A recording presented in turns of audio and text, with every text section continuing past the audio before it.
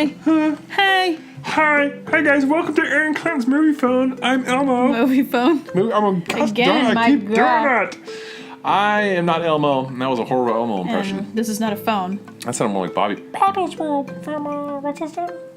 I hated that show. What was his name? Why can't I think of his name? Bobby? No, but who's the guy that did it right now? He's popular, he's on America's Got Talent, he's got... Seth. He hosts the, he has the germaphobe, he's a germaphobe. You know, the bald guy, Howie Mandel. He's the one that did the voice for that show. He did that whole show. Anyways, hey guys, it's Erin and Clinton's Movie Reviews. How you guys doing? We don't have our drinks like we normally do, so we'll just fist bump there. Bink. And my water. All right, let's start the show.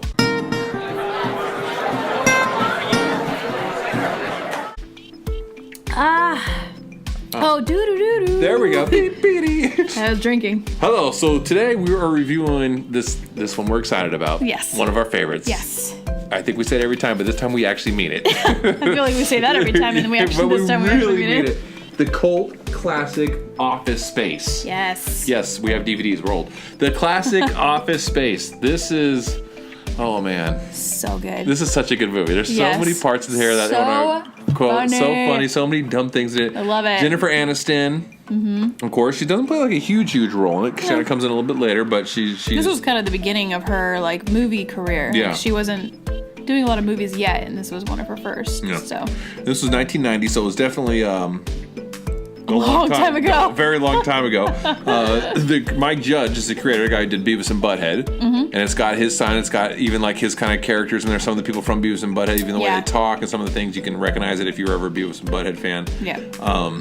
And You kids out there, you probably don't know what kids out Beavis and there. Butthead is, but MTV.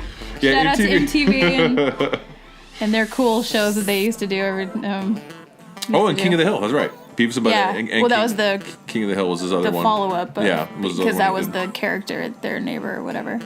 So Ron Livingston is a guy that, he's one of those guys that's been in a lot of movies, you kind of don't think of him like Ron Livingston, but then when you see his face, you're like, oh yeah, that guy. Yeah, he played a lot of like cameos in TV shows and stuff like that too. Yeah. There's also a lot of people that kind of look like him too, like the guy Yes. from How I Met Your Mother, the main character in How I Met Your Mother, Ted. Oh, yeah. He looks a lot like He him. does look like him. I always think they're the same guy, and I go, That's no, those are true. different guys, yeah. Yeah.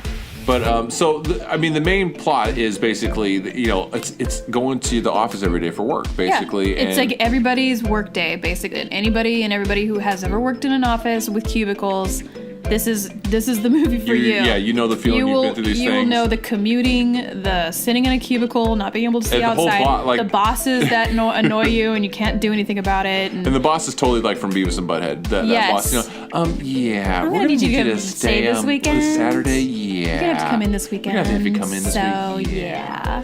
So that guy's hilarious, and he kind of has that. He's the dude who played the everyone's- dad on Brady Bunch.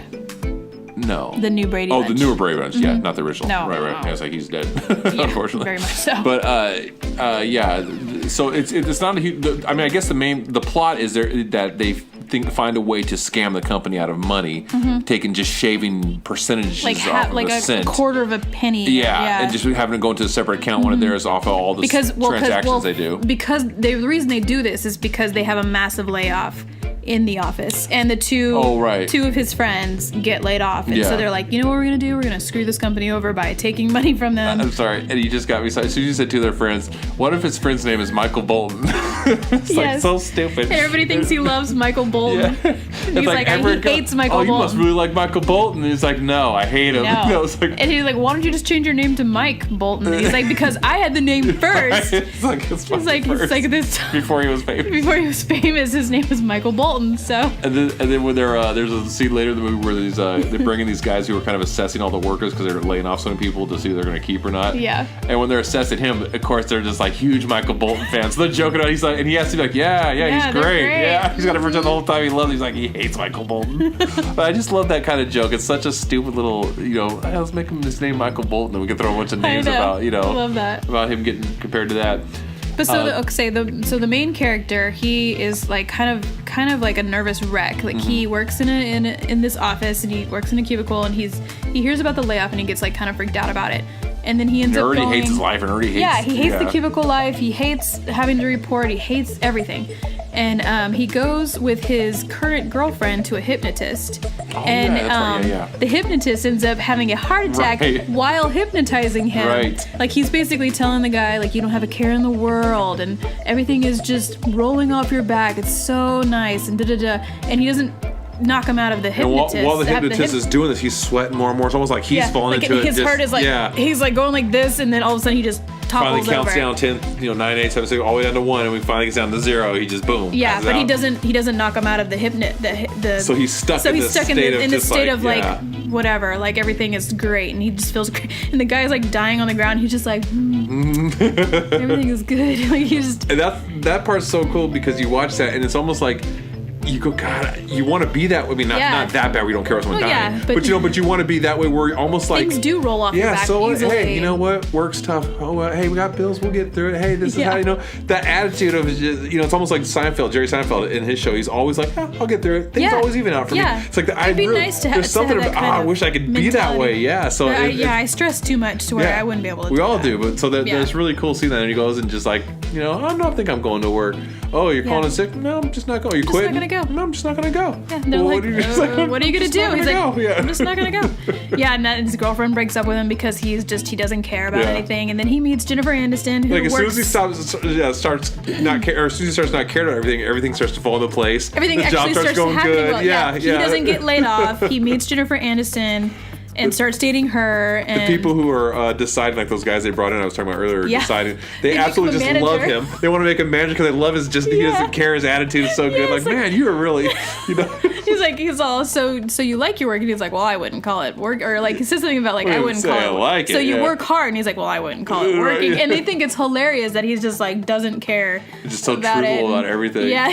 And then, of course, oh my gosh. Normally we do our favorite scenes from these reviews. There's so many. We're just going to raffle off a few, but of course another one is the big guy that's in there and his stapler. Yes, with his big old glasses. He's got big old glasses. They keep moving his cubicle, and he's one of these guys that like, well, because they supposedly fired him.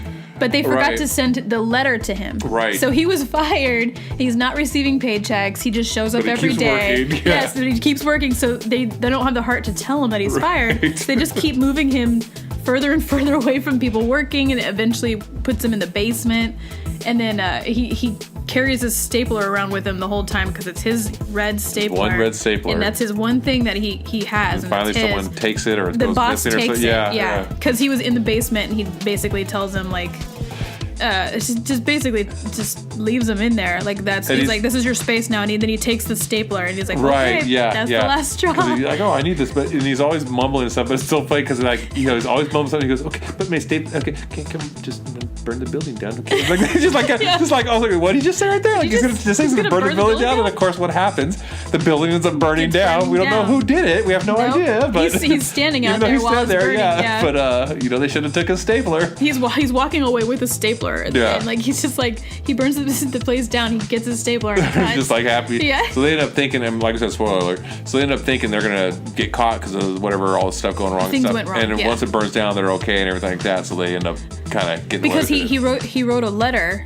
and put it under his boss's door. That's right. Explaining everything what happened, because like instead of putting like a quarter of a penny, they did like $1,000 a day. Yeah. It was super noticeable and yeah. So then he wrote a letter explaining all that had happened and apologizing and all that stuff, and then the building burned down.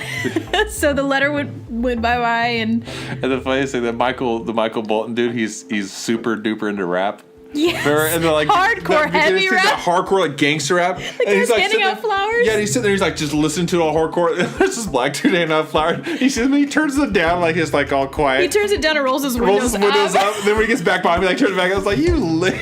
I love when they're in the commuting in the morning and it's the main guy and he's driving in commute and there's like this old lady walking by. Guy? Is it a lady or like an a old bum, person? Right? No, it was an old person. Yeah. He had the walker. The walker with him, and he whoever it is was walking with it super slow, and he gets ahead a little bit. He's like, cool, and then all of a sudden he just sees this old lady like going fast.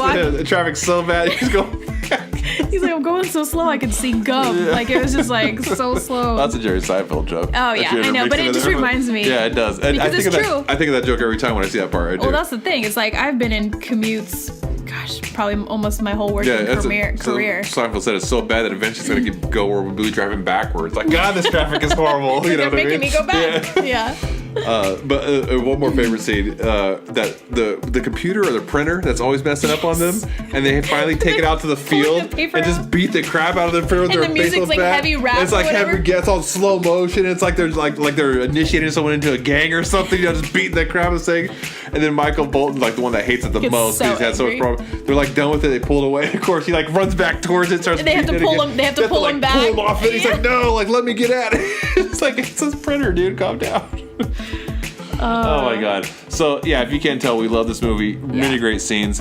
I don't think we even need to do this, but let's rate it. I mean, for me, it's a 5. It's out of what are we gonna out of post-it notes? Yeah, there we go. Between 1 and 5 post-it notes, I give this a 5 post-it notes. Same here. Same here. I would definitely recommend seeing it. I love the bottom how it says work sucks. That is exactly how most people feel about working in cubicles. Don't get us wrong. It's good to have a job, be happy to be working, making money. You know what I mean? But anyone that says they'd rather be doing that than spending more time with your kids or living your life, going to the beach. I mean, just living life with your family and just having money and, you know, you're nuts. If you're saying that, you're absolutely really rather be at work than do anything else. Be thankful for what you got, but that doesn't mean it's not okay to want. You can love your job, but you should love other things more than your job. And I know some people who love their job and love it probably more than anything. They'd rather be there than be at home with their family. It's like, something's wrong there. Then something's wrong. Maybe you should choose. You'd rather be at work than be to spend time with your family. Then something's wrong. Something's going on with your family. But anyway, so yeah, I love it. 5 out of 5. Definitely worth seeing. If you haven't seen it, you got to go see Office Space and let us know some of your favorite moments in there that we missed. Yeah. Yeah. All right. Bye, guys.